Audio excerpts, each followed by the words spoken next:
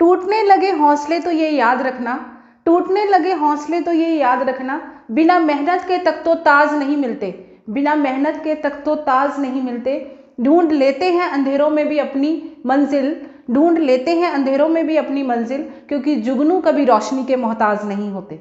जय हिंद बच्चों, स्वागत है आपका WDA के ऑनलाइन प्लेटफॉर्म पर। मैं मनीषा शर्मा आपके लिए लेकर आई हूँ आर्मी जीडी का सेट नंबर 3। तो सेट नंबर 3 में हम आज मैथ्स का पहले क्वेश्चन सॉल्व करेंगे, ठीक है।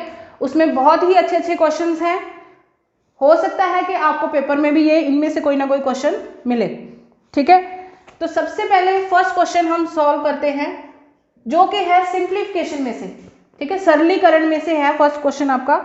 तो क्या है, 3 डिवाइडेड बाई 2 ऑफ इंटू, मैंने पिछले वीडियो में भी आपको बताया था, क्योंकि उसमें भी सिंप्लीफिकेशन का एक सम था। तो जब आपको एक से ज़्यादा साइन दिखाई दें तो उसमें आपने बॉड मास का रूल अप्लाई करना है, ठीक है। बॉड मास में सबसे पहले ब्रैकेट सॉल्व होएगी, तो ब्रैकेट इस क्वेश्चन में है, तो बाकियों को आपने नहीं छेड़ना है, लास्ट वाली ब्रैकेट को ओपन करेंगे। बाकियों को मैं एज इट इज ऐसे लिख रही हूँ, अपनी मर्जी नहीं चलानी इसमें, ठीक है। डिवाइड है तो मैं इसको अपॉन में लिख लूं, ऐसे भी लिख सकते हैं, ठीक है। अब उसके बाद किसका नंबर होता है, ऑफ, ऑफ यानी कि का मतलब होता है मल्टीप्लाई, ठीक है। तो मल्टीप्लाई करके इसको हम लिख लेंगे 2 × 2 4, क्लियर। बाकियों को ऐसे लिख लेंगे। फिर नंबर आता है ऑफ के बाद डिवाइड का, यानी कि भाग का, ठीक है। तो भाग मैंने बताया था पिछली वीडियो में कि अगर आगे नंबर छोटा है या वो नहीं कटता या वो उसके टेबल में नहीं जाता तो आप उसको फ्रैक्शन में लिखें 3/4, ठीक है। और एक बात ये है कि डिवाइड कैसे सॉल्व होती है, डिवाइड का साइन को हटा के आपने मल्टीप्लाई का साइन लगाना है और जो राइट में नंबर पड़ा है उसका रेसिप्रोकल करना है, ठीक है। डिवाइड ये हो जाएगा 1/3 इंटू 2, ये हो जाएगा डिवाइड का साइन हटा के मल्टीप्लाई, और इसको राइट वाले नंबर को क्या कर देना है, फ्रैक्शन को रेसिप्रोकल, ठीक है। तो ये काट देंगे हम, 3 से 3 कैंसिल, 2 1 = 2, 2 2 = 4, 2 से 2 कैंसिल, तो ये हो जाएगा 1/3, जो कि ऑप्शन नंबर आपका हो जाएगा ए, ठीक है। चलिए देखते हैं नेक्स्ट क्वेश्चन, क्वेश्चन नंबर 2, जो कि आपका एवरेज में से है। Find the average of first 10 prime numbers, प्रथम 10 अभाज्य संख्याओं का औसत कितना होगा, ठीक है। अब अभाज्य संख्या अगर प्राइम नंबर्स आपको पता है तो ही आप इस क्वेश्चन को सॉल्व कर पाओगे। तो सबसे पहले हम देखते हैं कि अभाज्य संख्याएं होती क्या हैं, यानी कि प्राइम नंबर्स अभाज्य संख्याएं क्या होती हैं। अभाज्य संख्याएं होती हैं जिनके सिर्फ 2 ही गुणनखंड, यानी कि 2 ही फैक्टर्स होते हैं, ठीक है, एक 1 और एक वो खुद, ठीक है।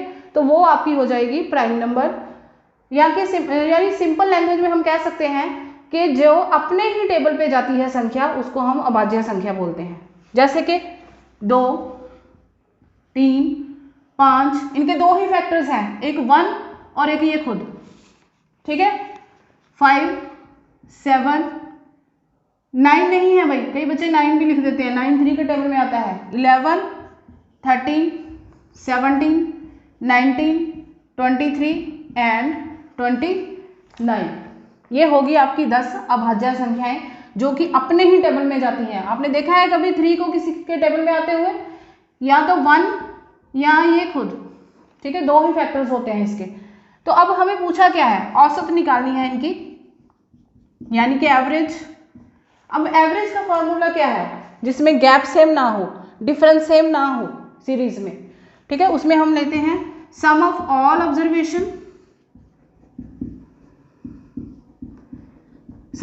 Observations upon number of terms,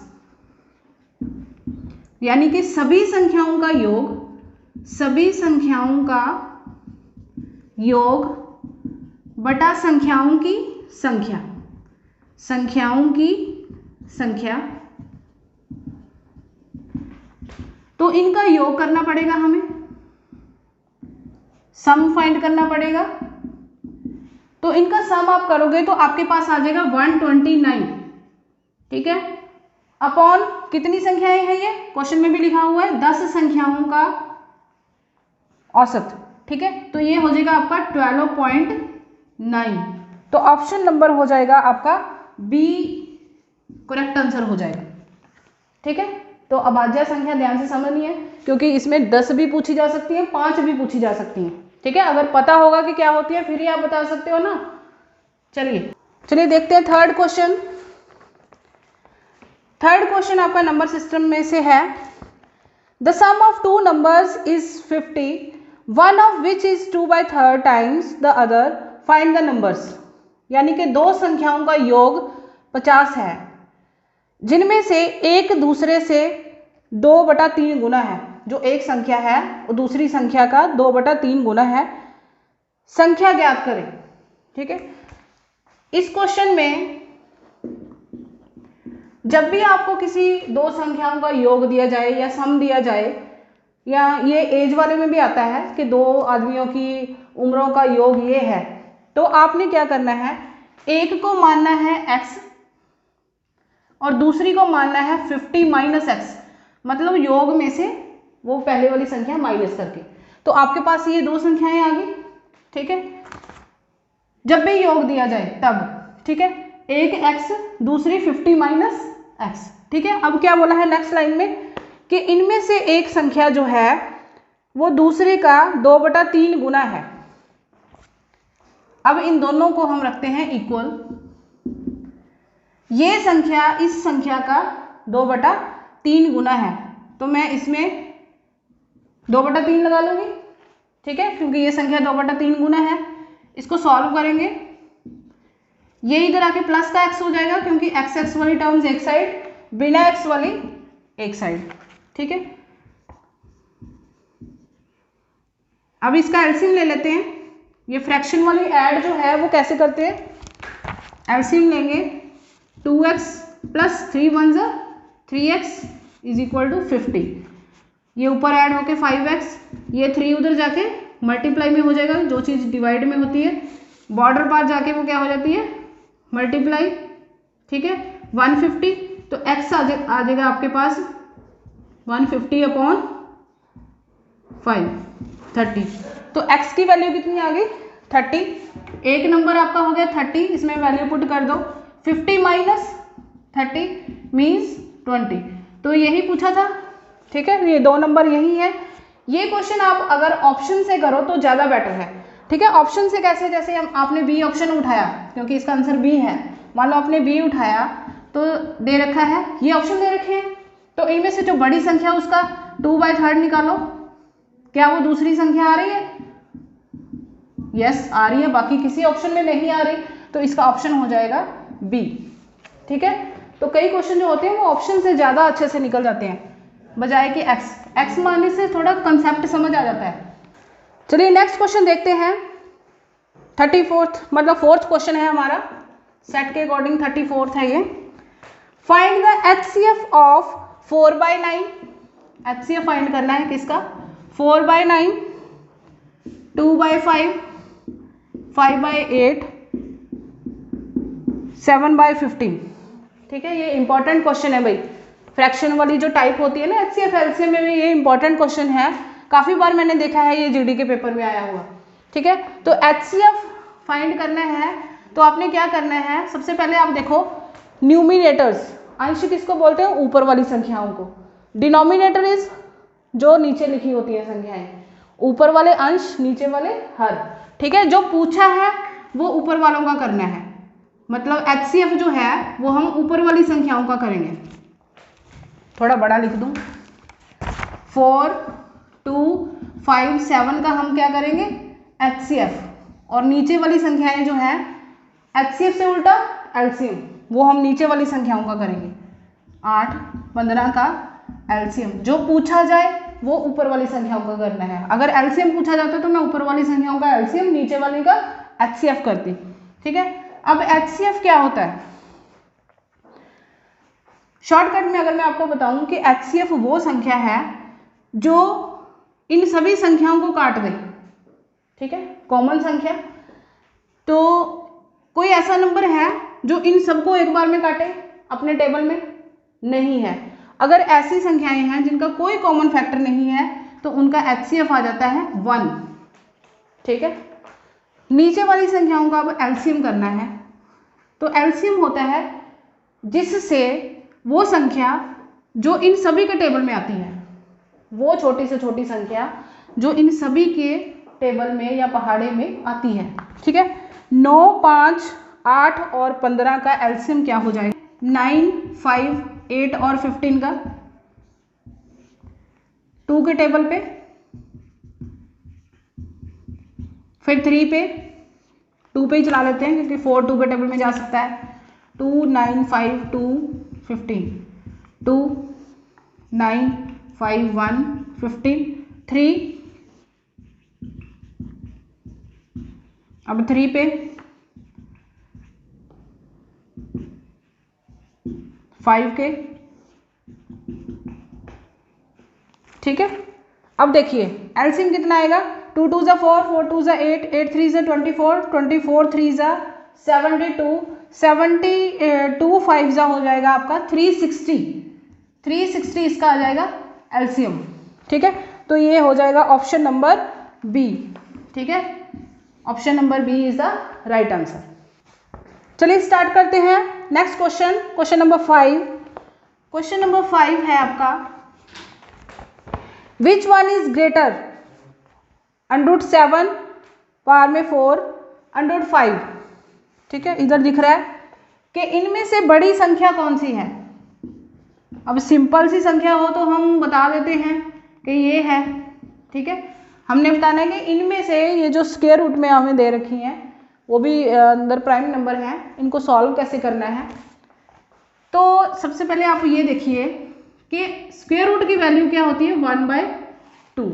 यहाँ पे अगर मैं यहाँ पे 3 लिख दूंगी तो ये हो जाएगा 1/3, इसकी वैल्यू क्या बन जाएगी? 1/3। यहाँ पे 4 है तो इसकी वैल्यू क्या हो जाएगी? 1/4, ठीक है। तो 7 को मैं ऐसे लिख सकती हूँ 1/4, ठीक है। इसको मैं ऐसे लिख सकती हूँ, ठीक है।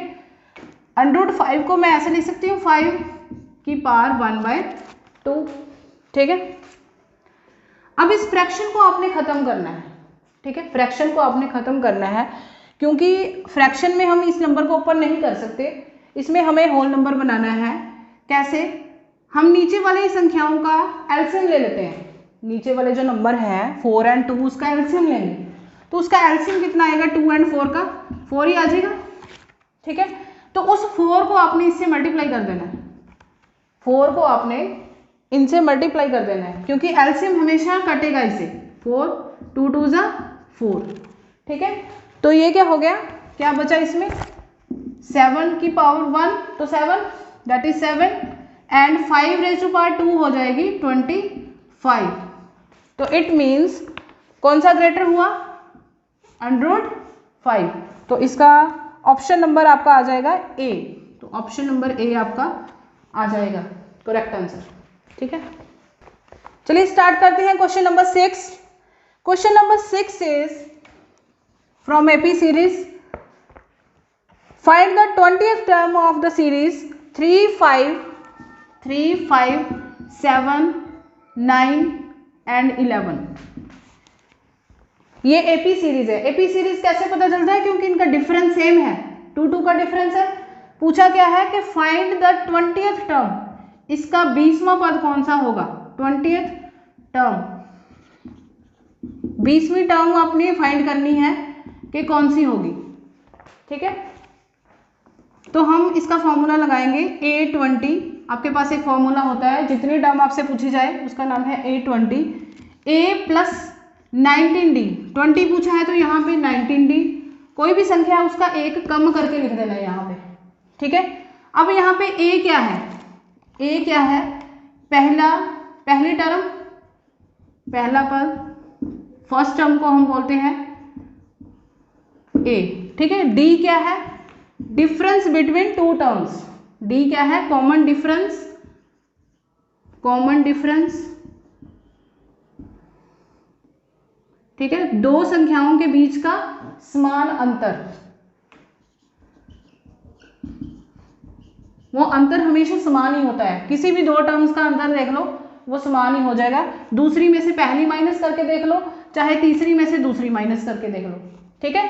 तो वो डिफरेंस कितना है, 5 में से हम 3 माइनस करके देखते हैं 2, तो d की वैल्यू आ गई आपके पास 2, तो यहाँ से a की वैल्यू कितनी आ गई 3, तो a 20 पूछा है उसने, ठीक है, तो हम यहाँ पे वैल्यू पुट करते हैं, a कितना है 3, 19 इंटू, यहाँ के बीच में कोई साइन नहीं है तो मतलब मल्टीप्लाई का साइन है यहाँ पे, इंटू d कितना है 2, 3 प्लस 19 2 जा 38, 38 प्लस 3 हो जाएगा आपका 41, तो 20वीं टर्म कौन सी हो जाएगी इस सीरीज की 41, जो आपका ऑप्शन नंबर बनता है D, option number is D हो जाएगा इसका राइट आंसर। चलिए करते हैं क्वेश्चन नंबर 7। क्वेश्चन नंबर 7 आपका है रेशो प्रोपोर्शन में से, अनुपात एवं समान अनुपात का चैप्टर है आपका, उसमें से है क्या गिवन है इसमें, a रेशो b आपको गिवन है 2:3, 2:3, b रेशो c है आपके पास 4:5, c रेशो d है आपके पास 3:7। अब फाइंड क्या करना है, आपको गिवन है कि ये सारा जो इसका सम है, इस रेशो का सम जो है वो कितना गिवन है 1050 रुपए। आपने फाइंड करना है ए का हिस्सा, ए का हिस्सा आपने फाइंड करना है कि ए को कितना पार्ट मिला।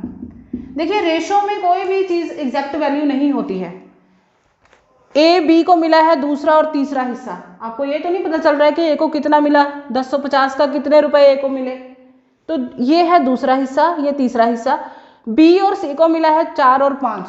देखो यहाँ पे बी की वैल्यू अलग अलग हो रही है, अगर ए की ही वैल्यू होती तो हम सिंपल कर देते, अब यहाँ पे बी की वैल्यू तीसरा हिस्सा दिखा रहा है और यहाँ पे बी की वैल्यू चौथा हिस्सा दिखा रहा है, तो हमें इसके लिए फाइंड करना पड़ेगा A B C D, A B C D अनुपात फाइंड करना पड़ेगा, ठीक है। तो वो कैसे फाइंड करते हैं, ए बी के नीचे ए बी की वैल्यू लिख दो जो आपको गिवन है 2:3, सेकेंड लाइन पे बी रेशो सी की वैल्यू, बी के नीचे बी और सी के नीचे सी, राइट, सी रेशो डी के नीचे सी रेशो डी की वैल्यू।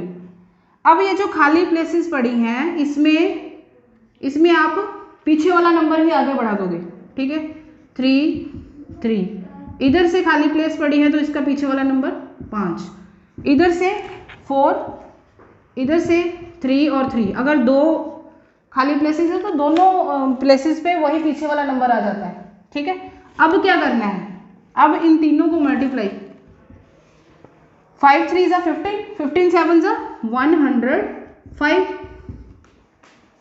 5 3 जा 15, 15 3 जा 45, ये सी का हिस्सा आ गया और ये डी का हिस्सा आ गया, ठीक है।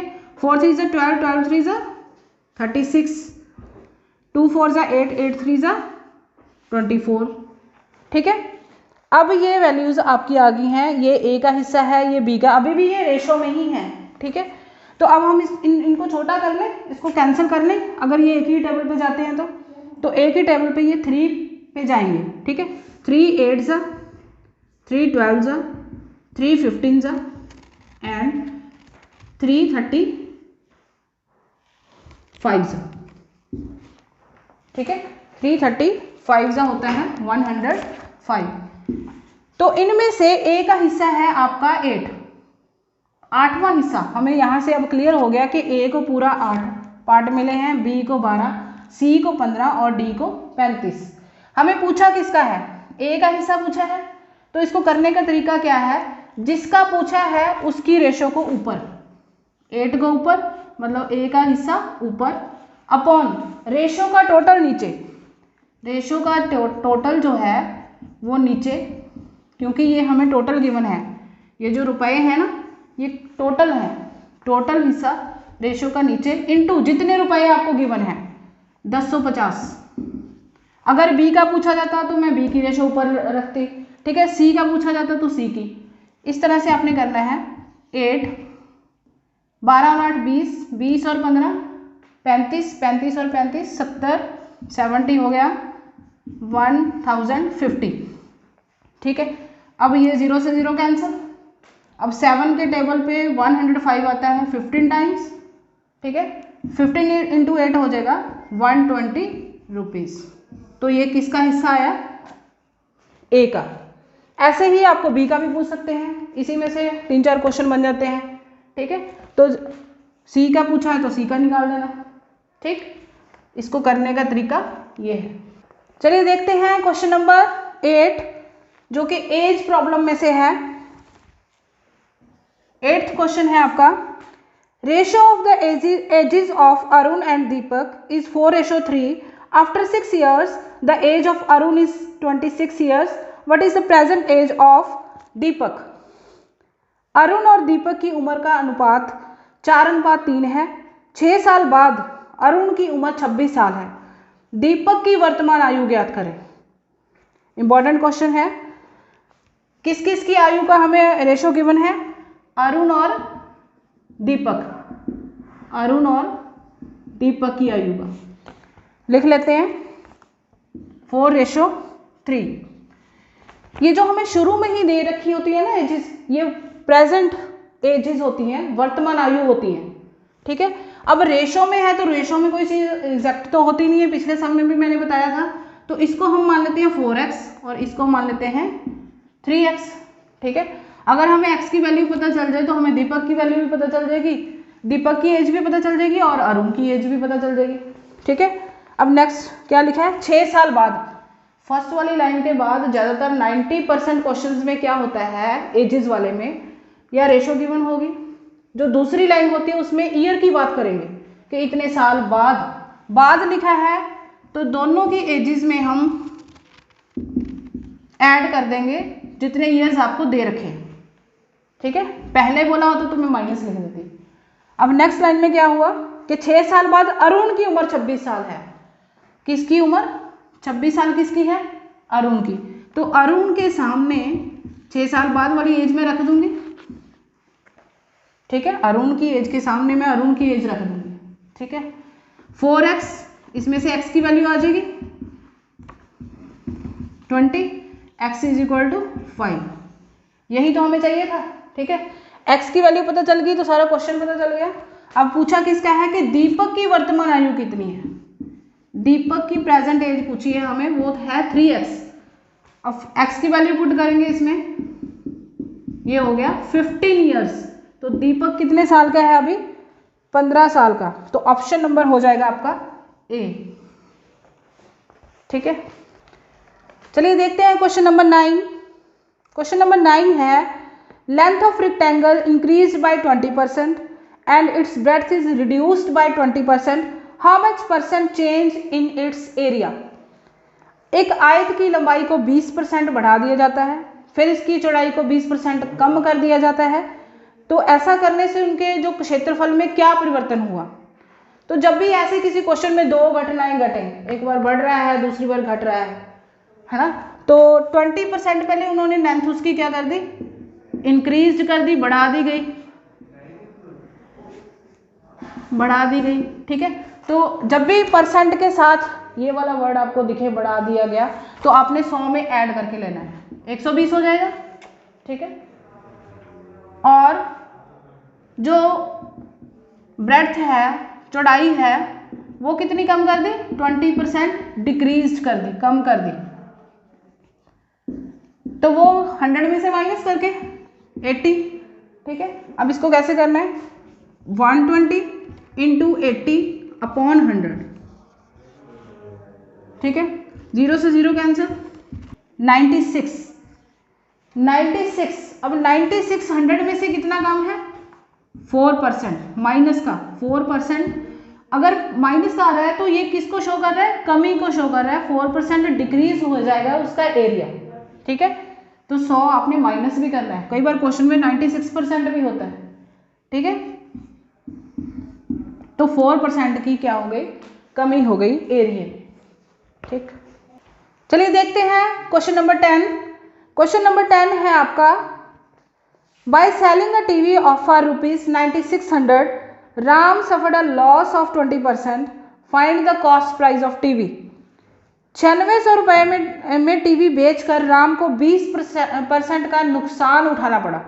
ठीक है, तो टीवी का लागत मूल्य क्या है? लागत मूल्य मतलब क्रय मूल्य क्या है? उसने कितने का खरीदा था वो टीवी?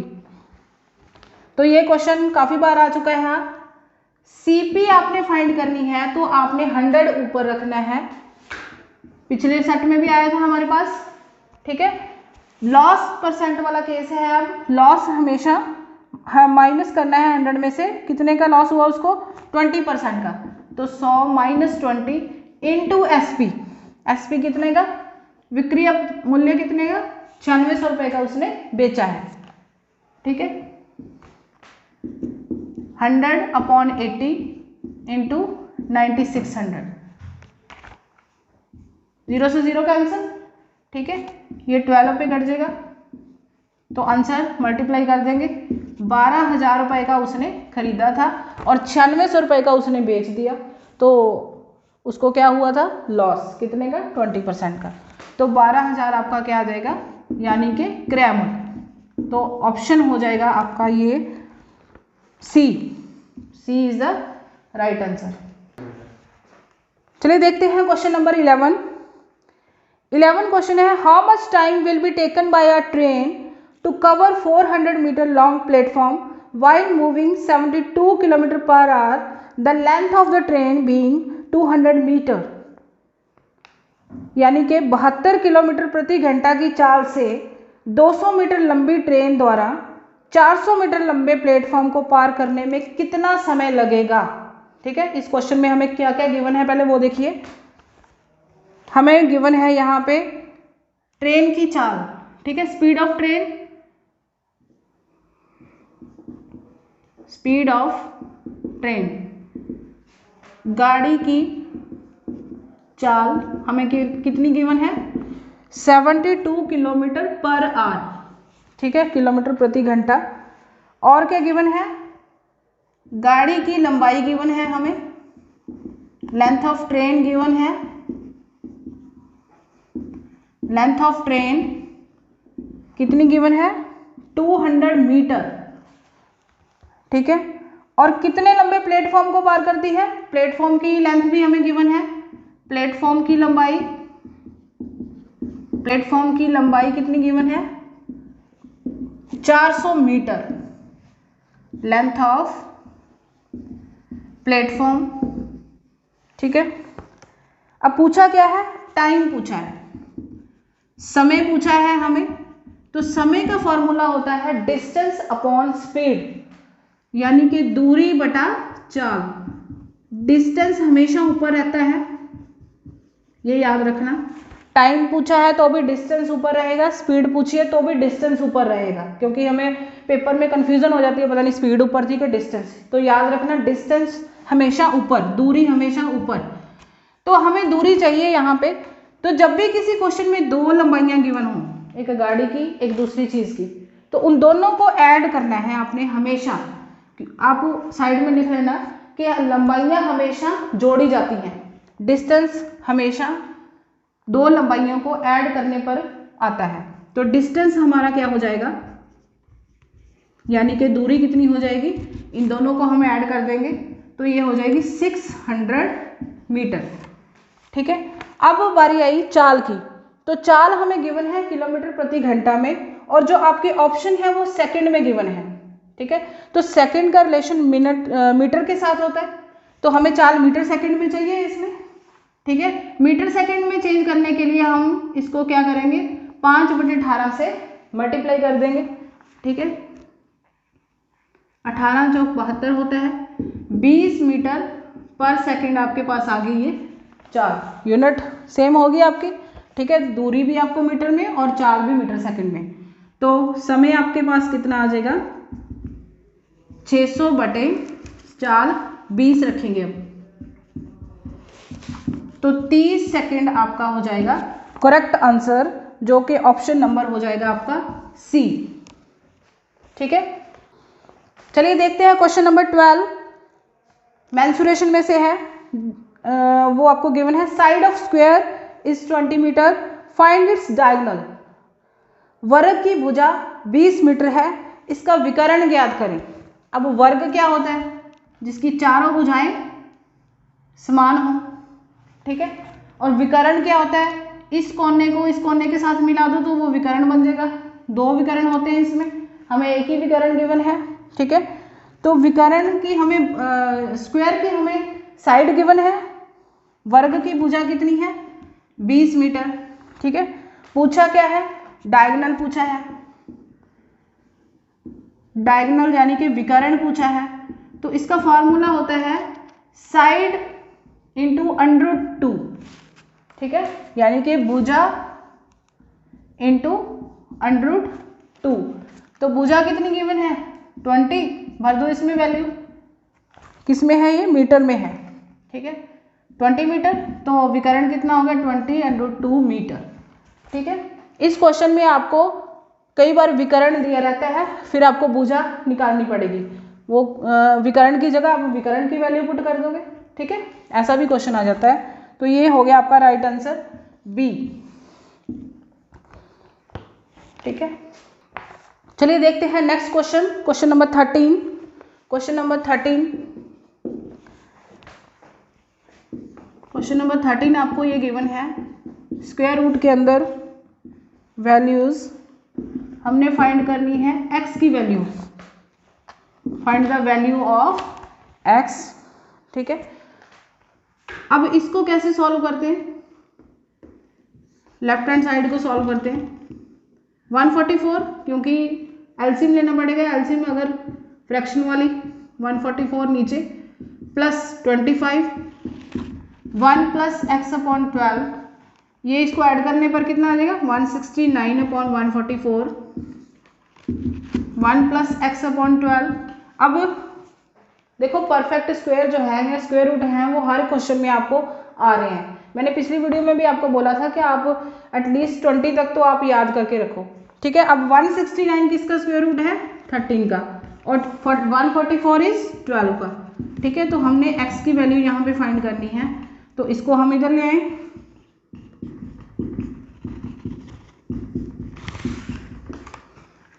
ठीक है। ये हो जाएगा 13 - 12/12 is equal to x/12, 1/12 is equal to x/12, इधर कर देते हैं।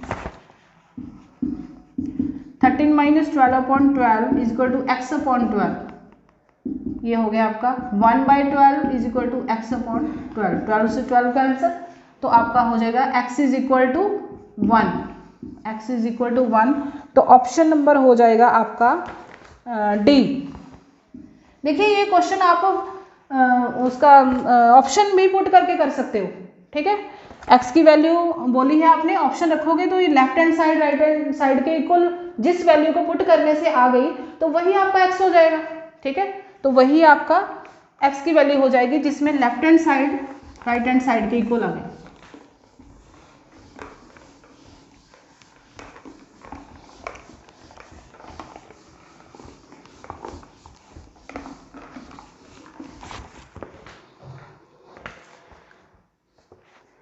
अगला क्वेश्चन है question number 14, sum of 2 consecutive natural number is 39।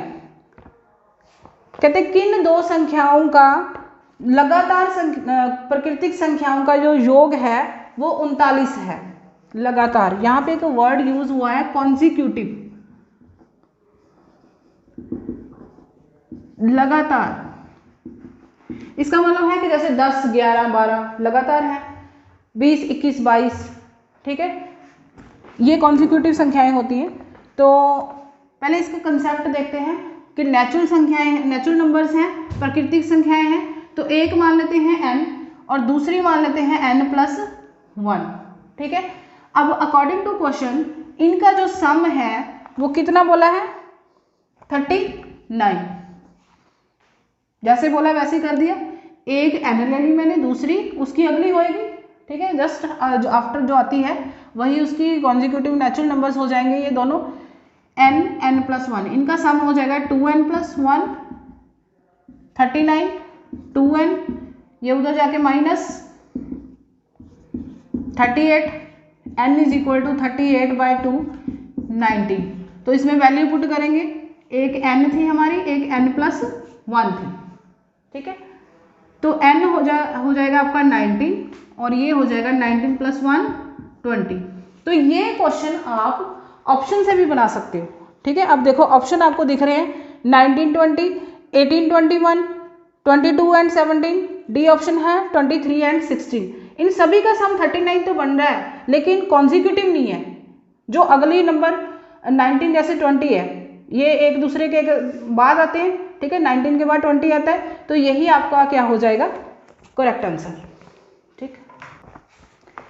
चलिए देखते हैं last question. Last question is find the market price if selling price is 540 and loss is 10%। बाजार मूल्य ज्ञात कीजिए जिसमें विक्रय मूल्य हमें 540 गिवन है और हानि प्रतिशत हमें 10% की गिवन है, ठीक है। क्या गिवन है हमें, विक्रय मूल्य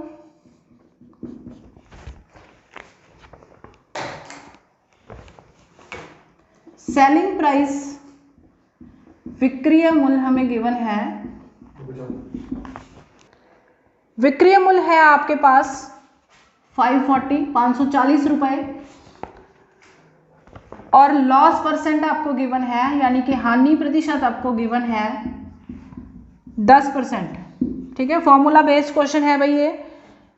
एमआरपी फाइंड करनी है, बाजार मूल्य फाइंड करना है, मार्केट प्राइस। इसका फॉर्मूला हो जाएगा आपके पास 100 ऊपर, ठीक है। हानि हुई है तो हमेशा 100 में से माइनस करके, हानि परसेंट में गिवन है 100 में से minus, into selling price. Selling price कितना है 540। तो फॉर्मूला बेस्ड क्वेश्चन, कई बार फॉर्मूला ही पूछ लेते हैं। 100 ऊपर रहेगा मार्केट प्राइस जब भी फाइंड करनी है, 600 आपका क्या आ जाएगा, बाजार मूल्य, ठीक है। तो ये ऑप्शन नंबर हो जाएगा आपका डी, ऑप्शन नंबर हो जाएगा D is the right answer. चलिए स्टार्ट करते हैं रीजनिंग का पोर्शन। 5 क्वेश्चन है इसमें। रीजनिंग का फर्स्ट क्वेश्चन है आपका, in a certain code language require is coded as, आपको कोड दिख रहा होगा, ठीक है। What is the code for beneath is that code language. हमने बीनीथ का कोड फाइंड करना है, जैसे कि उन्होंने रिक्वायर का बनाया।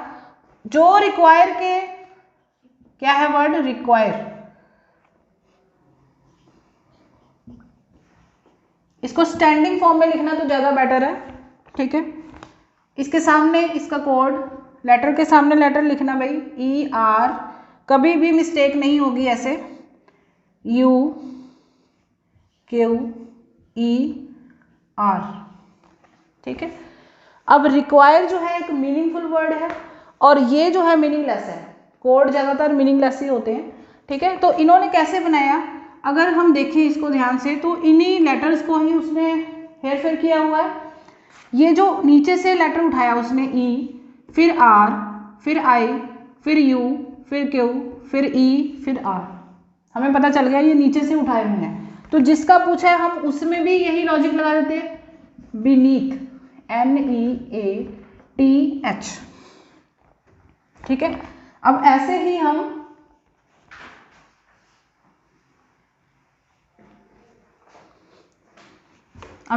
हम इसको कर लेते हैं, H T, फिर A, फिर E, देन M, फिर E, फिर B, ठीक है। एक और इसका तरीका ये है कि आप इसमें कोड लिख लीजिए। अगर ये आपको मुश्किल लगा तो आप इसमें कोड लिख सकते हैं, ठीक है।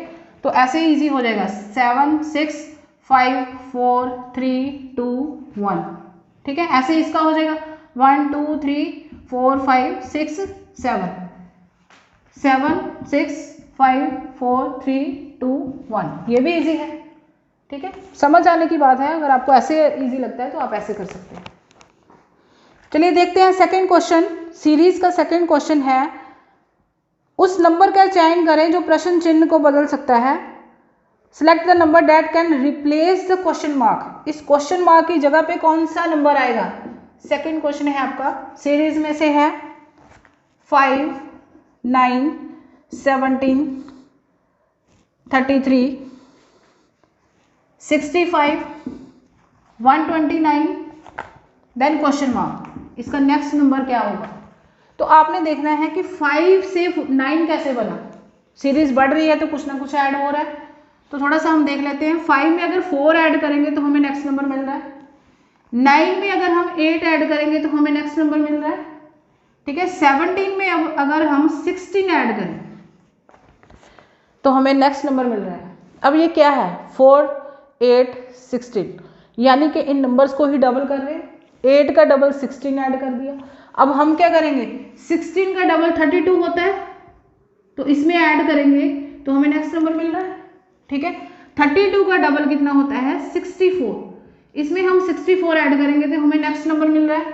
अब किसकी टर्न है? 64 का डबल होता है 128, तो 128 हम 129 में ऐड करेंगे तो हमें मिलेगा 257, तो क्वेश्चन मार्क की प्लेस में आएगा 257, जो हो जाएगा आपका राइट आंसर बी ऑप्शन हो जाएगा आपका राइट।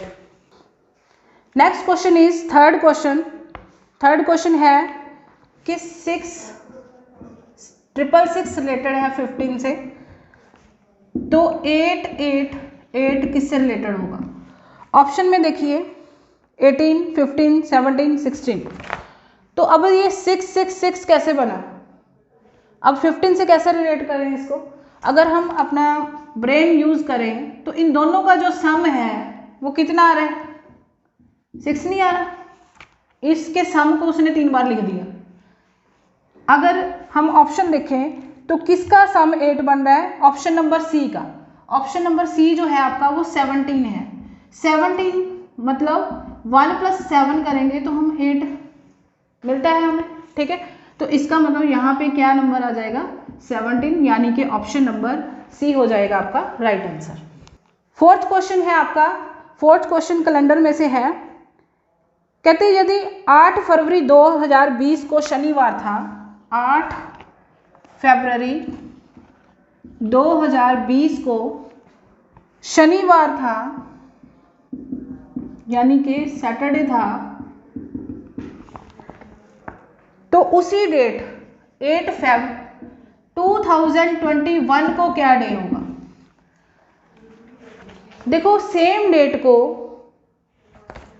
डेट वाला क्वेश्चन है ये। 8 फेब 2020 को शनिवार था, तो 8 फेब 2021 को पूछा है। इसमें आपने वैसे तो अगर नॉर्मल ईयर है तो उस डे का जो आपको दिया है उसका अगला दिन होता है, अगले साल इसी डेट को रविवार होता है, ठीक है। लेकिन अगर वो लीप ईयर है, अब लीप ईयर का कैसे पता चलता है? पीछे वाले 2 अंक अगर 4 के टेबल में आते हैं, 4 से डिविजिबल है 20, तो ये लीप ईयर होता है। आई होप कि ये सबको पता है कि लीप ईयर जो है 4 साल बाद आता है और 4 से डिविजिबल होते हैं इसके पीछे वाले 2 अंक, ठीक है। तो अब ये केस जो है वो लीप ईयर का है, क्योंकि फरवरी अभी पड़ी है पूरी 8 तक की हुई है ना, तो अभी आगे 28 डेज की नहीं है ये, तो 29 डेज की फरवरी जो है इस बार 29 डेज की है। तो इस वाले केस में शनिवार से अगला दिन रविवार होता है, लेकिन अब रविवार नहीं आएगा, रविवार छोड़ के अगला दिन सोमवार आएगा इसमें, ठीक है। अगर नॉर्मल ईयर होता तो अगला दिन होता है नेक्स्ट ईयर उसी डेट को। अगर लीप ईयर वाला केस है तो एक दिन छोड़ के, यानी कि शनिवार के बाद आप रविवार छोड़ दोगे तो आंसर अगला दिन आएगा, मतलब सोमवार, यानी कि मंडे होएगा। अगर ये मार्च वाला केस होता, एक बार ये भी देख लो, मार्च वाले केस में फेब नहीं आती, इसमें होता ये लीप ईयर ही, फिर उसका नेक्स्ट डे ही होना था, ठीक है।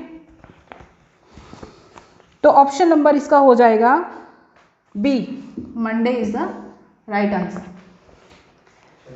Last question, fifth question is pointing to a person Abhilash said he is my sister's mother's only son in law, how is that person related to Abhilash. एक व्यक्ति की ओर इशारा करते हुए श्री अभिलाष ने कहा, वह मेरी बहन की मां का इकलौता दामाद है, वह व्यक्ति श्री अभिलाष से कैसे संबंधित है। ये जो ब्लड रिलेशन का सेकंड लेवल है, ये जो क्वेश्चन है ब्लड रिलेशन का सेकंड लेवल है, जिसमें उस व्यक्ति ने इशारा करते हुए उसको कहा। तो इस वाले क्वेश्चन को कैसे करना है, इसका तरीका देखिए ध्यान से, ठीक है। एक व्यक्ति की ओर इशारा करते हुए अभिलाष ने कहा, किसने कहा? अभिलाष ने, उसको बना लो अभिलाष, जिसने कहा उसको लिखो पहले, ठीक है। फिर नेक्स्ट लाइन में ना एक वर्ड आएगा मेरी, जहां पे भी मेरा या मेरी लिखी हुई है उसको उठा लो, ठीक है। 90% क्वेश्चंस में होता है मेरी वर्ड लिखा जाएगा, मेरी, ठीक है। अभिलाष ने क्या कहा? मेरी बहन की माँ का, मेरी बहन यानी कि एक सेज में आएंगे, मैंने बताया था कि बहन भाई एक सेज में, ठीक है। मेरी बहन, मेरी बहन की माँ यानी इन दोनों की माँ, ठीक है, क्योंकि रिश्ता ऊपर है तो ऊपर जो बड़ा होता है वो ऊपर ही बनाएंगे। बहन की माँ का इकलौता बेटा यानी कि अभिलाष, कौन? कि वह मेरी, वह जिस व्यक्ति की बात हो रही है उसको साइड में रखो अभी, ठीक है, जिसकी बात हो रही है उसको साइड में। वह मेरी बहन की माँ का इकलौता दामाद है। अब दामाद कौन होएगा? बहन का हस्बैंड, जो बहन का पति होएगा वही उसकी माँ का दामाद होएगा, ठीक है। हस्बैंड वाइफ एक साथ में, दो एरो के साथ, ठीक है। अब क्वेश्चन में क्या पूछा है? वह व्यक्ति, ये व्यक्ति ही था, ये पति, ठीक है, बहन का पति, ये व्यक्ति, इसको मैंने यहां फिट कर दिया, ठीक है। अब क्या कह रहा है कि वह व्यक्ति श्री अभिलाष से कैसे संबंधित है? अभिलाष का ये व्यक्ति क्या लगता है? जीजा, ठीक है, यानी कि ब्रदर इन लॉ, इसका जीजा लगा ना, जो बहन का पति है वो अभिलाष का क्या लगा? जीजा, ठीक है। तो राइट आंसर आपका हो जाएगा सी। तो राइट ऑप्शन जो है सी हो जाएगा। चलिए, आपको समझ आ गया होगा, हमारा जो ये थर्ड सेट है वो कंप्लीट हो गया है। अगर किसी को डाउट है तो वो ऑप्शन में कमेंट बॉक्स में आप बता सकते हो हमें, और हम कोशिश करेंगे आपके डाउट्स को लेने की, ठीक है। Thank you. जय हिंद साथियों, कैसे हैं आप सब? उम्मीद करता हूं अच्छे होंगे। आपने इस जो पेपर सेट है इसका मैथ और रीजनिंग का सेक्शन मैम के साथ कंप्लीट किया। आइए जो नेक्स्ट सेक्शन था इसका साइंस का, उसको कंप्लीट करते हैं, देखते हैं उसमें क्या क्या क्वेश्चन है, क्या क्या नई नई चीज़ें उसमें हो सकती है। आप पेपर और पेन लेके अपने पास बैठे रहिएगा, उसको नोट डाउन करते जाइएगा जो भी नई नई चीज़ें मिलेगी। और एक बार फिर आपसे रिक्वेस्ट है, हमारा वीडियो मतलब फैलाते रहिए, एक दूसरे को शेयर करते रहिए ताकि हर किसी को फायदा भी हो इसका। देखते हैं आपका जो पहला क्वेश्चन था वो क्या है। पहला क्वेश्चन है, बेरी बेरी किसकी कमी के कारण होता है? Beriberi is cause due to the deficiency of, beriberi क्या है? बीमारी है, आपको बताना है किसकी कमी की वजह से होता है। ऑप्शन नंबर ए है vitamin C, option number B है vitamin E, option number C है विटामिन B1 और ऑप्शन नंबर डी है विटामिन ए। सही आंसर क्या है आपका? बेरी बेरी विटामिन बी में भी B1 की कमी से होती है। तो ये जो आपका क्वेश्चन नंबर 1 है इसका आंसर क्या हो जाएगा? Option number C vitamin B1। अच्छा, इस क्वेश्चन में और भी बहुत सारी इंफॉर्मेशन है, आप नोट डाउन कर लीजिए। जो ऑप्शन नंबर ए था विटामिन सी, उसकी कमी से कौन सी बीमारी होती है? तो स्कर्वी। ऑप्शन बी था विटामिन ई, इसकी कमी से कौन सी बीमारी होती है? तो जनन शक्ति कम हो जाती है। ऑप्शन नंबर सी था विटामिन B1, बेरी बेरी बीमारी होती है। ऑप्शन सी डी था विटामिन ए, इसकी कमी से कौन सी बीमारी होती है? रतौंधी। अच्छा, कई बार आपको ना इन विटामिन का रासायनिक नाम पूछता है, केमिकल नेम पूछे जाते हैं। तो विटामिन सी का जो केमिकल नेम है वो क्या है? Ascorbic acid. जो ऑप्शन बी था विटामिन ई, उसका जो नाम है, रासायनिक नाम है वो क्या है? टोकोफेरॉल। जो ऑप्शन सी था B1, उसका रासायनिक नाम है थाइमीन। और जो ऑप्शन डी है विटामिन ए, उसका रासायनिक नाम है रेटिनॉल। उम्मीद करता हूं आपको क्लियर हुआ होगा। जो नेक्स्ट क्वेश्चन है देखते हैं। नेक्स्ट क्वेश्चन क्या है आपका? लाफिंग गैस का रासायनिक नाम क्या है? Chemical name of laughing gas is, आपके ऑप्शन है।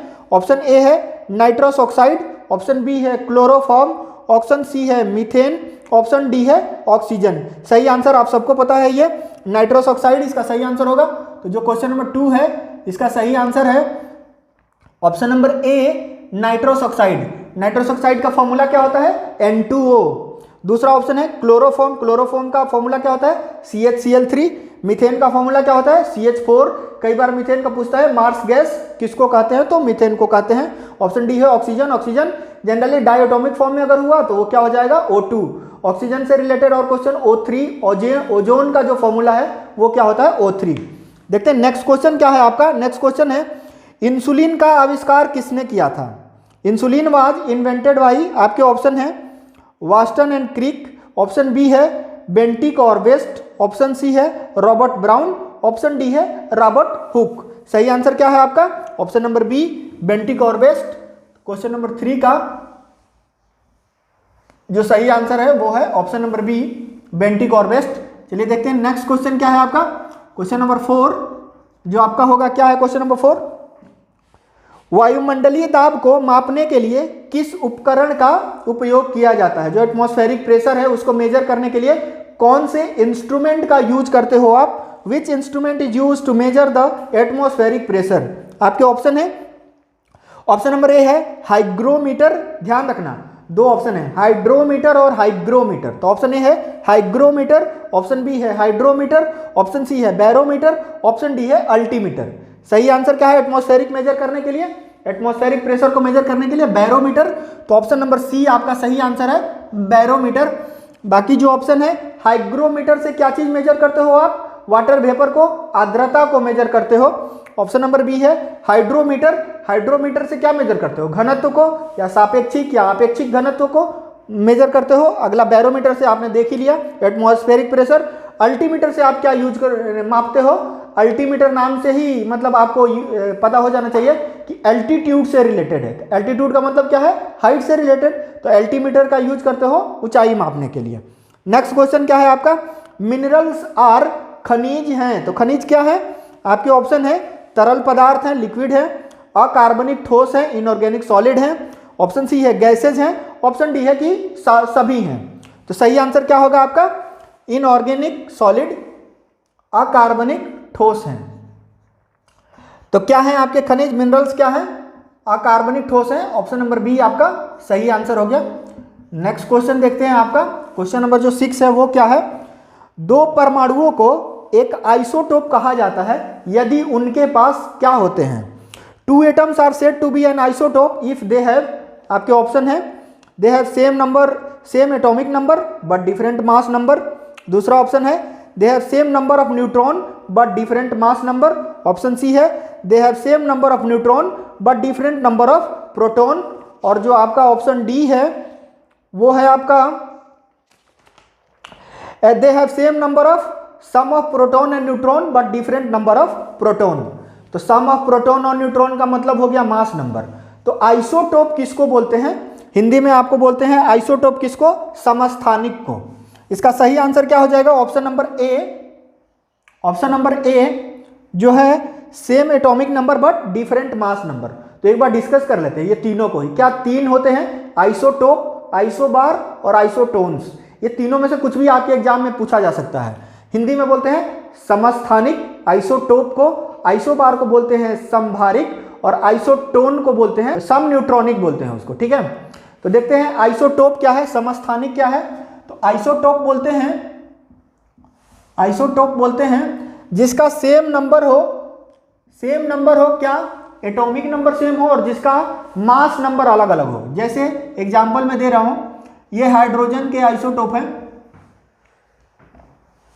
यहां पे आप देख पा रहे हो कि यहां पे 1 1 1 क्या है, सेम एटॉमिक नंबर है, मास नंबर क्या है इसका 1 2 3, डिफरेंट मास नंबर है। तो इसको क्या बोलेंगे आइसोटोप्स या समस्थानिक। कार्बन के भी आइसोटोप होते हैं, आप देखे होंगे, आप जानते होंगे कार्बन C12 C13 और C14। C14 का नाम आपने सुना ही होगा, जब आयु का पता लगाते हैं तो किसकी वजह, किससे लगाते हैं, कार्बन 14 से। तो यहां आप देख पा रहे हो same atomic number, different mass number, तो इसको क्या बोलते हैं आइसोटोप्स या समस्थानिक। वैसे ही समभारिक क्या होता है, समभारिक होता है कि जिसका समभारिक, आइसोबार, भार का मतलब क्या है उसका मास मतलब वेट। तो जो भी आपका ये एटॉमिक नंबर था, जब एटॉमिक मास बराबर होगा, एटॉमिक नंबर अलग अलग होंगे तो उसको क्या बोलेंगे आइसोबार समभारिक, आप देख लो आइसोबार किसको बोलोगे आप, आइसोबार बोलोगे। जैसे मैं एक एग्जांपल लिखता हूं आइसोबार का, आर्गन 1840 आर्गन का आइसोटोप है, पोटेशियम 1940 और कैल्शियम 2040। आप देख पा रहे हो यहाँ सबका एटॉमिक मास 40 40 40 सेम है, जबकि 18 19 और 20 सबका जो एटॉमिक नंबर है वो अलग अलग है। तो इसको क्या बोलते हो, आइसोबार, इसको आइसोटोप बोलते हैं अगर एटॉमिक नंबर सेम है। तीसरा जो था आइसोटोन्स किसको बोलते हैं, तो वो भी आपको अगर एग्जांपल से समझाने की कोशिश करूंगा तो बहुत आसानी से समझ जाओगे। आइसोटोन्स किसको बोलते हैं, तो आइसोटोन्स बोलते हैं, आइसोटोन्स सम न्यूट्रॉनिक। जैसे कि एग्जांपल लिख रहा हूं मैं यहाँ पे, देखो आर्गन है 1838 और पोटेशियम है यहाँ पे 1939 और कैल्शियम है 2040। आप देख पा रहे हो यहाँ पे एटॉमिक नंबर सबके सेम है क्या, नहीं, किसी के भी सेम नहीं है। 18 90 20 मास नंबर सेम है, नहीं। 38 39 40 ना एटॉमिक नंबर सेम है ना मास नंबर सेम है। लेकिन आइसोटोन्स सम न्यूट्रॉनिक, सम न्यूट्रॉनिक मतलब न्यूट्रॉन सेम है। जैसे ये क्या होता है, प्रोटॉन, नंबर ऑफ प्रोटॉन और नंबर ऑफ इलेक्ट्रॉन, और ये क्या होता है, सम ऑफ प्रोटॉन प्लस इलेक्ट्रॉन। इसमें न्यूट्रॉन कितने होंगे, 38 माइनस 18 कितने हो जाएंगे, 20। इसमें 39 माइनस 19 20, 40 माइनस 20 20। तीनों में न्यूट्रॉन कितने हैं, 20 20 है। तो ये क्या कहलाएगा, आइसोटोन्स कहलाएगा। कोशिश कर रहा हूं मैं ज़्यादा से ज़्यादा बता पाने की, लेकिन चूंकि ये ऑनलाइन रिकॉर्डेड फॉर्मेट है तो आप इसमें बहुत ज़्यादा तो नहीं सीख सकते, लेकिन फिर भी जितना हो सकता है मैं आपके लिए कोशिश कर रहा हूं, ठीक है। नेक्स्ट क्वेश्चन देखते हैं, आपका नेक्स्ट क्वेश्चन क्या है। नेक्स्ट क्वेश्चन है जो कि आपका क्वेश्चन नंबर 7 होगा। नेक्स्ट क्वेश्चन है आपका कि निम्नलिखित में से कौन सा तत्व हमारे ब्रह्मांड में सबसे अधिक मात्रा में पाया जाता है। Which of the following element occurs most abundantly in our universe। आपके ऑप्शन है हाइड्रोजन, नाइट्रोजन, ऑप्शन सी है हीलियम, ऑप्शन डी है ऑक्सीजन। कौन सा तत्व ब्रह्मांड में सबसे अधिक मात्रा में पाया जाता है, आपका सही आंसर क्या होगा, हाइड्रोजन। आपका सही आंसर है हाइड्रोजन। आपका सही आंसर क्या होगा इसका, हाइड्रोजन हो जाएगा, ऑप्शन नंबर ए दिया हुआ है। अच्छा, अगर आपसे पूछे कि एयर में सबसे ज्यादा मात्रा में क्या पाया जाता है तो नाइट्रोजन। अगर आपको पूछे कि अर्थ क्रस्ट पे, भूपर पट्टी पे सबसे ज्यादा मात्रा में क्या पाया जाता है तो आंसर क्या होगा, ऑक्सीजन। ब्रह्मांड में पूछे हाइड्रोजन, एयर में पूछे नाइट्रोजन, अर्थ पे पूछे तो ऑक्सीजन, ठीक है। नेक्स्ट क्वेश्चन है उच्च वोल्टेज एसी को कम वोल्टेज में बदलने के लिए और इसके विपरीत करने के लिए कौन सा उपकरण प्रयोग किया जाता है। Which instrument is use to convert high voltage AC to lower voltage AC and vice versa. Vice versa का मतलब होता है कि उल्टा, हाई टू लो मतलब वाइस वर्सा का मतलब है लो टू हाई। आपके ऑप्शन है ट्रांसमीटर, ऑप्शन बी है कम्यूटेटर, ऑप्शन सी है अल्टरनेटर और ऑप्शन डी है ट्रांसफार्मर। कई बार आपको ना कंफ्यूजन हो जाता है, बहुत बार बच्चे मैं देखता हूं कि वो लिख देते हैं कि ट्रांसफार्मर क्या काम करता है, एसी को डीसी में बदलता है। एक्चुअली वो एसी को डीसी में नहीं बदलता है, एसी को एसी में ही कन्वर्ट करता है। सिर्फ क्या होता है, लो वोल्टेज अल्टरनेटिंग करंट को हाई वोल्टेज अल्टरनेटिंग करंट में और हाई वोल्टेज अल्टरनेटिंग करंट को लो वोल्टेज अल्टरनेटिंग करंट में कन्वर्ट करता है, ठीक है। और वाइस वर्सा उसका दिया हुआ है, मतलब जस्ट उसका उल्टा भी है। तो इसका सही आंसर क्या हो जाएगा, इसका सही आंसर है ऑप्शन नंबर डी। जो आपका क्वेश्चन नंबर 8 है इसका सही आंसर क्या है, ऑप्शन नंबर डी ट्रांसफार्मर, जो कि क्या काम करता है, हाई वोल्टेज एसी को लो वोल्टेज एसी में बदलने का काम करता है। नेक्स्ट क्वेश्चन देखते हैं आपका क्या है। अब नेक्स्ट क्वेश्चन वापस कि ट्रांसफार्मर का कोर किस चीज का बना होता है। The core of transformer is made up of, आपके ऑप्शन है, ऑप्शन ए है नरम लोहे का बना होता है, ऑप्शन बी है निकेल, ऑप्शन सी है कॉपर, ऑप्शन डी है स्टील। सही आंसर सबको पता है इसका, ऑप्शन नंबर ए सही आंसर है इसका, नरम लोहे का बना हुआ होता है। ट्रांसफार्मर का जो कोर है वो किसका बना हुआ होता है, नरम लोहे का बना होता है। तो इसका आंसर क्या है, ऑप्शन नंबर ए सही आंसर है इसका, नरम लोहा। नेक्स्ट क्वेश्चन है दूध की शुद्धता को मापने के लिए किस उपकरण का उपयोग किया जाता है। Which instrument use to measure the purity of milk. आपके ऑप्शन है, ऑप्शन नंबर ए है लैक्टोमीटर, ऑप्शन नंबर बी है पेडोमीटर, ऑप्शन नंबर सी है हाइग्रोमीटर और ऑप्शन नंबर डी है टेकोमीटर। सबको पता है दूध की शुद्धता बचपन से ही पढ़ते आ रहे हैं, किससे मापते हैं? लैक्टोमीटर से। तो सही आंसर क्या होगा आपका? सही आंसर है इसका लैक्टोमीटर, और लैक्टोमीटर है आपके ऑप्शन नंबर ए में, तो इसका ऑप्शन नंबर ए राइट आंसर हो जाएगा लैक्टोमीटर। बाकी पेडोमीटर से आप क्या मेजर करते हो? आजकल देखते हो ना, लोग वॉकिंग करने जाते हैं तो अपने साथ एक डिवाइस लेके जाते हैं जो बताता है कि कितना फुट स्टेप हो गया उनका, ठीक है। तो पेडोमीटर क्या मेजर करता है? आपके फुट स्टेप को मेजर करता है, आप कितना दूर चले हो। हाइग्रोमीटर आर्द्रता ह्यूमिडिटी मापने के लिए। टेकोमीटर क्या काम करता है? वायुयान की गति मापने के लिए यूज किया जाता है टेकोमीटर का। नेक्स्ट क्वेश्चन देखते हैं आपका, कार के किनारों पर कौन सा दर्पण लगाया जाता है? विच mirror is placed on the side of A car? मतलब कार की साइड में जो रियर व्यू मिरर के लिए, जो रियर व्यू मिरर के तौर पे लगाया जाता है, वो कौन सा दर्पण होता है, कौन सा मिरर होता है? आपके ऑप्शन है कन्वेक्स मिरर होता है, ऑप्शन बी है कनकेव मिरर होता है मतलब अवतल दर्पण, ऑप्शन सी है प्लेन मिरर होता है, ऑप्शन डी है इनमें से कोई नहीं होता है। आपको पिछली बार मैंने डिस्कस किया था इसका कि जो रियर व्यू मिरर है उसके तौर पे किसका यूज करते हैं? तो उत्तल दर्पण का, मतलब कि कन्वेक्स मिरर का। तो इसका सही आंसर क्या हो जाएगा? ऑप्शन नंबर ए। ऑप्शन नंबर 11 है आपका, इसका सही आंसर क्या हो जाएगा? ऑप्शन नंबर ए, उत्तल दर्पण का यूज करते हैं रियर व्यू मिरर के तौर पे। कन्वेक्स कनकेव मिरर का तो बहुत सारा यूज है, आपको पता ही है, दाढ़ी बनाने के लिए सेविंग मिरर के तौर पे, जो सोलर कुकर है उसमें यूज करते हैं, गाड़ियों की जो हेडलाइट है उसमें यूज करते हैं, टॉर्च है उसमें यूज करते हैं। तो डिफरेंट डिफरेंट यूजेज है इसका। प्लेन मिरर जो समतल दर्पण है उसका क्या यूज होता है? सुबह सुबह आप आईना देखते हो, उसमें प्लेन मिरर का यूज किया जाता है, तो खुद का चेहरा देखने के लिए आप प्लेन मिरर का यूज करते हो। तो ये सारे यूजेज हैं इनके। नेक्स्ट क्वेश्चन है आपका, radioactivity was invented by? Radio धर्मिता का आविष्कार किसने किया था? इसमें कई बार कंफ्यूजन होता है। पहला ऑप्शन है आपका हेनरी बेकरल ने, ऑप्शन बी है आइंस्टाइन, ऑप्शन सी है रॉबर्ट कोच, ऑप्शन डी है लैंडस्टीनर। सही आंसर क्या है? हेनरी बेकरल ने। आंसर ए है इसका सही आंसर, हेनरी बेकरल ने। हेनरी बेकरल ने, ऑप्शन नंबर ए है इसका सही आंसर। नेक्स्ट क्वेश्चन देखते हैं आपका, भारत का पहला परमाणु रिएक्टर किस नाम से जाना जाता है? किसके नाम से जाना जाता है जो भारत का पहला परमाणु रिएक्टर है? India first nuclear reactor was known by the name of, आपके ऑप्शन है ट्राम्बे, ऑप्शन नंबर ए था, ऑप्शन नंबर बी है अप्सरा, ऑप्शन नंबर सी है अग्नि, और ऑप्शन नंबर डी है नाग। यार अग्नि और नाग तो मिसाइलें हैं, आप सबको ही पता है। तो इसका सही आंसर क्या है? ऑप्शन नंबर बी अप्सरा। जो भारत का पहला परमाणु रिएक्टर है वो अप्सरा के नाम से जाना जाता है। तो इसका सही आंसर क्या है आपका? ऑप्शन नंबर बी अप्सरा।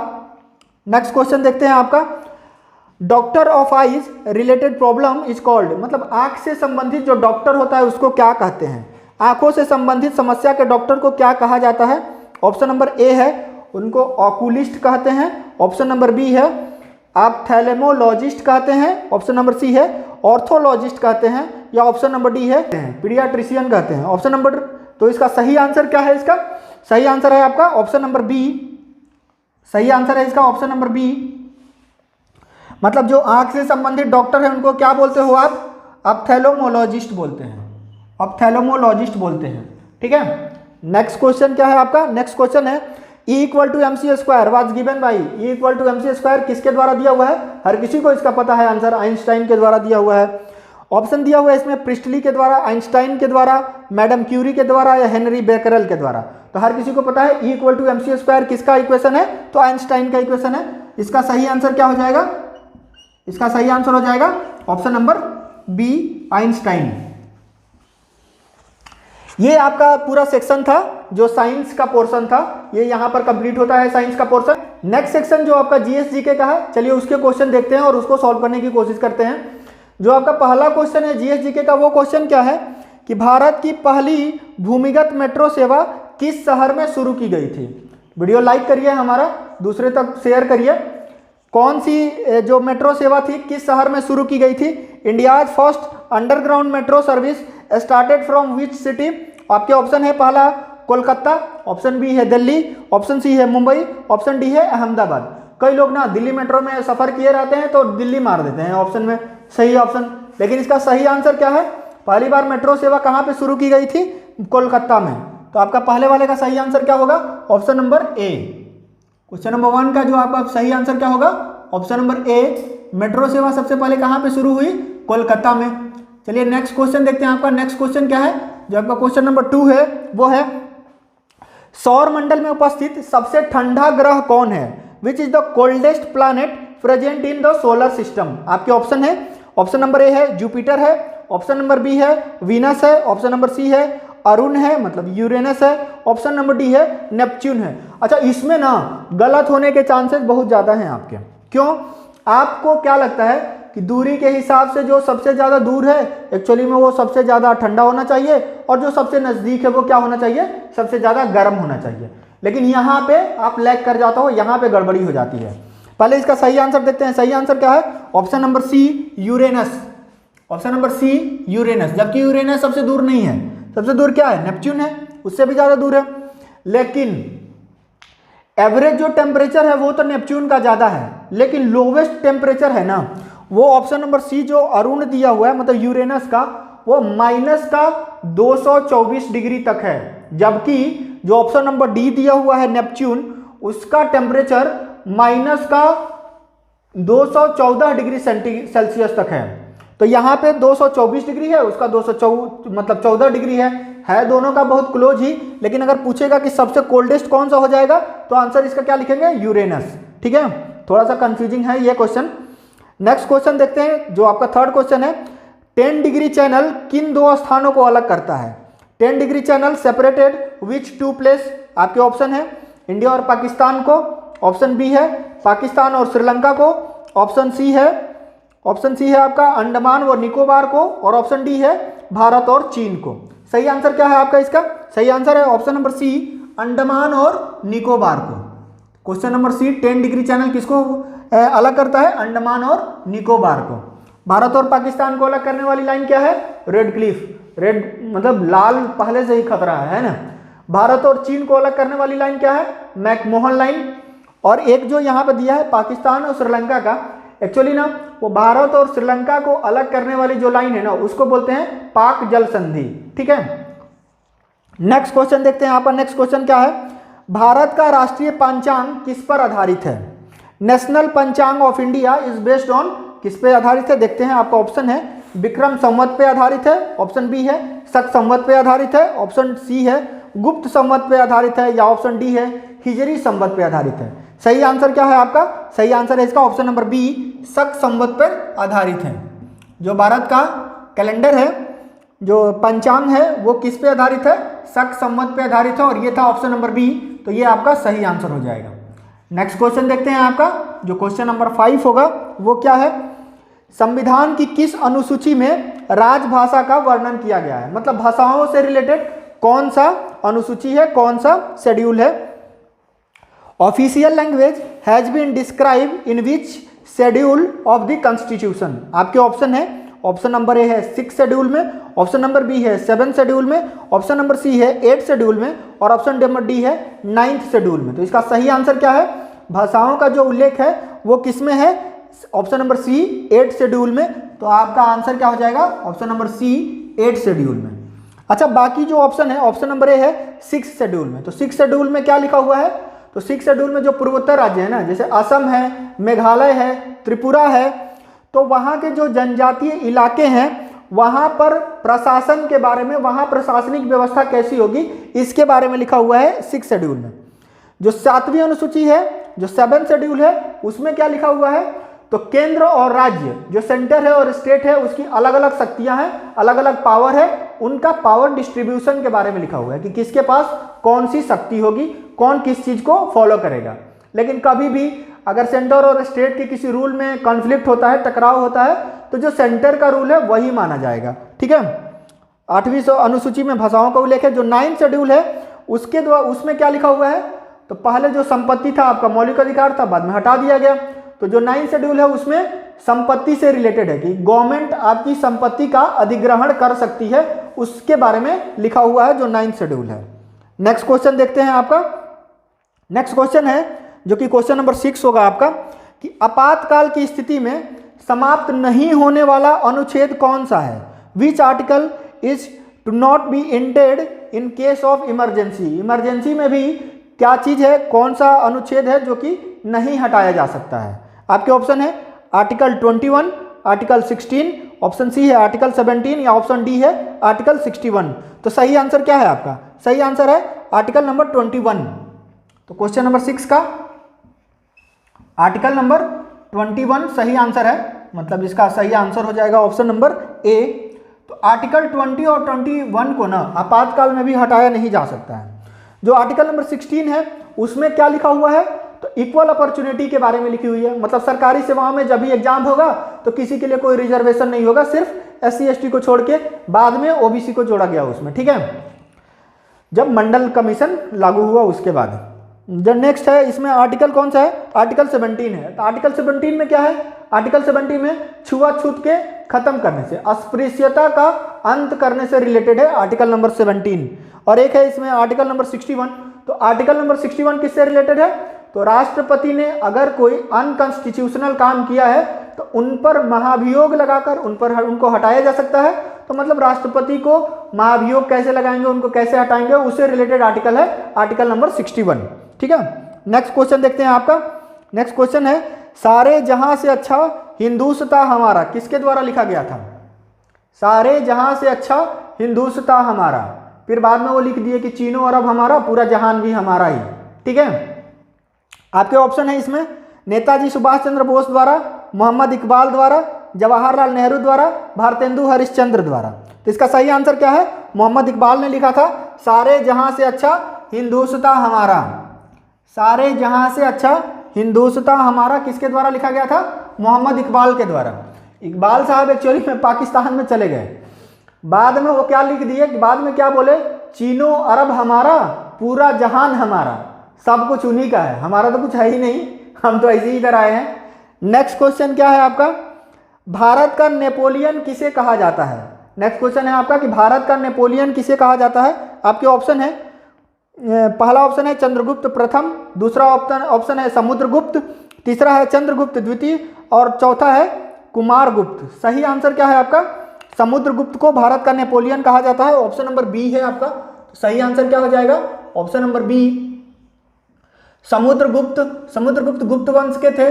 अच्छा, इससे कई बार ना कंफ्यूजन हो जाता है, क्या कई बार क्वेश्चन पूछता है गुप्त साम्राज्य का संस्थापक कौन था? ऑप्शन में चंद्रगुप्त देखते ही सब उसी को टिक मार देते हैं, जबकि इसका सही आंसर क्या होगा? गुप्त साम्राज्य के संस्थापक कौन थे? श्रीगुप्त थे, ठीक है। चंद्रगुप्त, अच्छा चंद्रगुप्त प्रथम इनके में भी है, मौर्य साम्राज्य में भी है चंद्रगुप्त मौर्य साहब, ठीक है, इसीलिए ये सारा कंफ्यूजन है।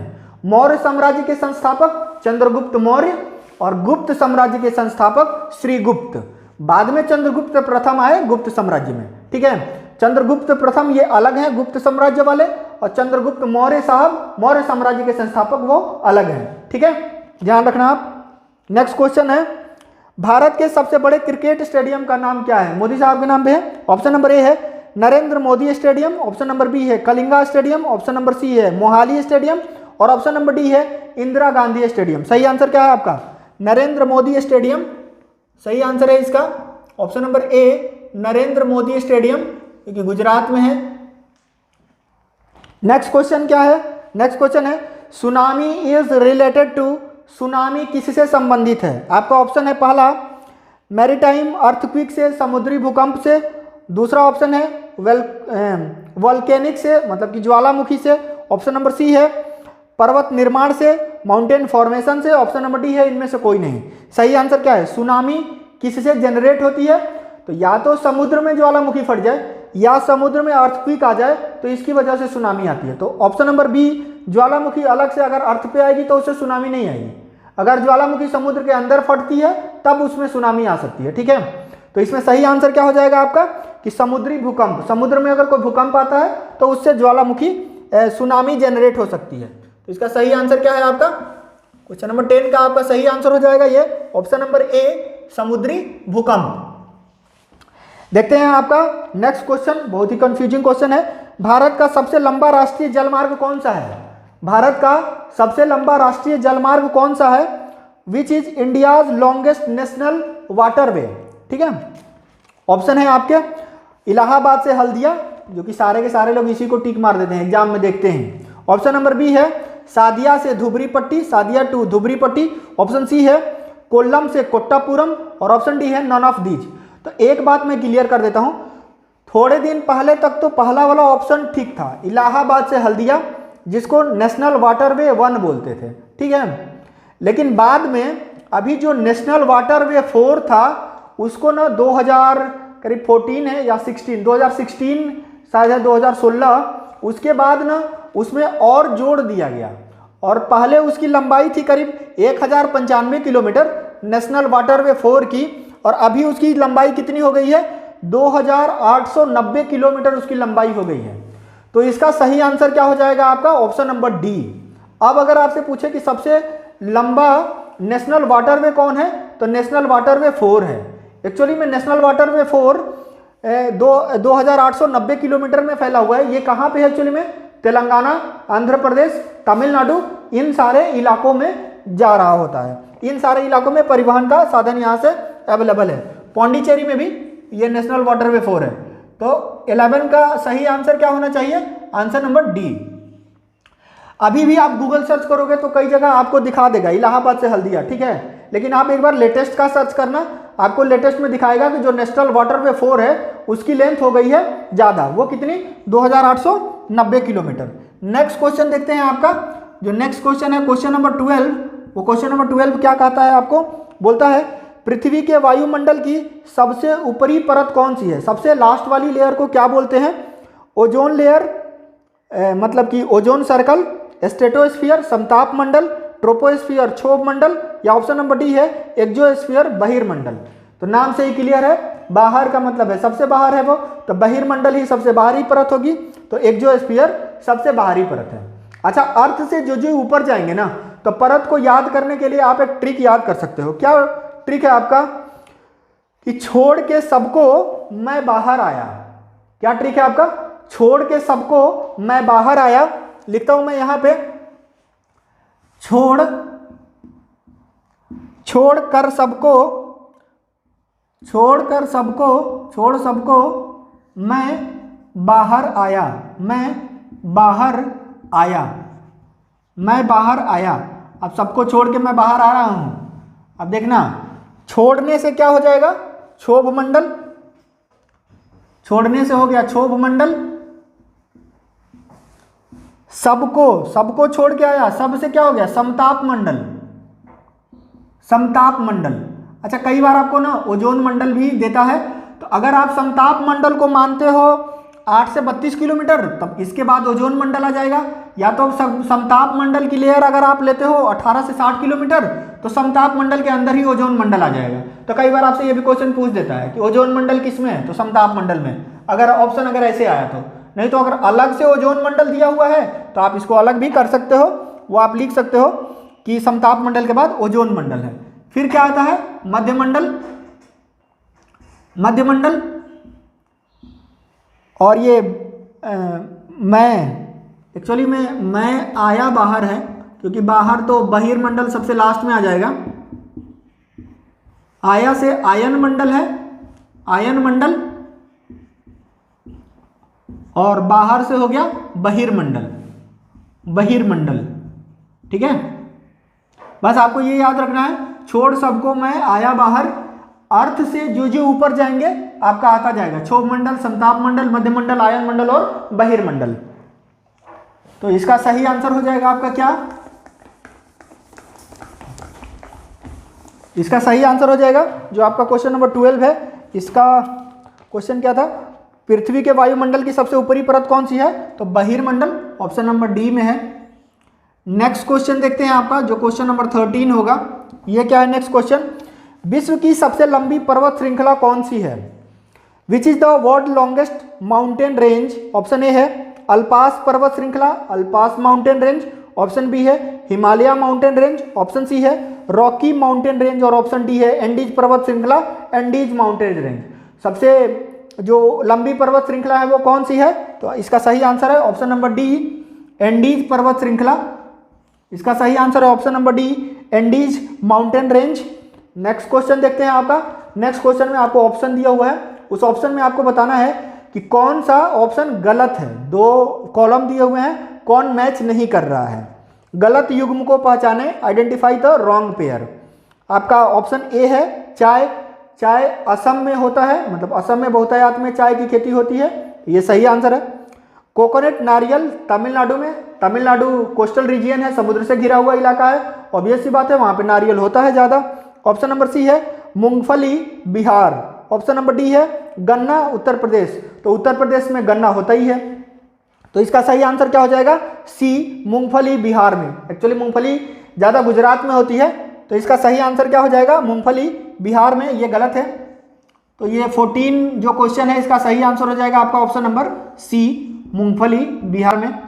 नेक्स्ट क्वेश्चन आपका क्वेश्चन नंबर 15, कोलार स्वर्ण खान निम्न में से किस राज्य में स्थित है। Kolar gold mines is located in which of the following state. आपके ऑप्शन है, ऑप्शन नंबर ए है कर्नाटक में, ऑप्शन नंबर बी है आंध्र प्रदेश में, ऑप्शन नंबर सी है महाराष्ट्र में, और ऑप्शन नंबर डी है मध्य प्रदेश में।